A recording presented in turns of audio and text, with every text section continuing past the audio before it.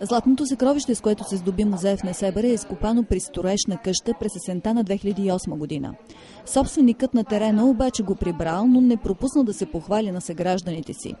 След сигнал, полицията е започнала да следи лицето с цел да предотврати изнасянето на древното злато извън граница. Въпреки това, според директора на полицията в Бургас, комисар Васил Едрев, не са правени опити съкровището да бъде изнасено или продавано на частни колекционери. Който намери вещ и не е пределил 7-дневен срок, носи наказателна отговорност, а тук става въпрос за изкупни работи, за археологически находки и за това, че не го е предал в определения срок, носи наказателна отговорност.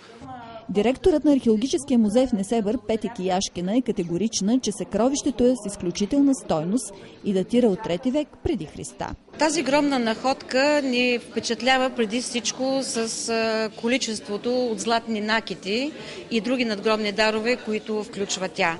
Защото много пъти в некропола на Месамбрия са откривани и изследвани гробни находки, но за първи път имаме такова изобилие от гробни дарове. Над 200 грама са само златните накити в тази находка. Тя впечатлява и с прецизната изработка, която е характерна за най-добрите времена на елинистическата епоха, като са използвани и най-добрите техники на тази епоха – гранулация, филигран, емайл. Така че става въпрос за действително едни паметници, които имат и висока художествена стойност, и висока научна стойност.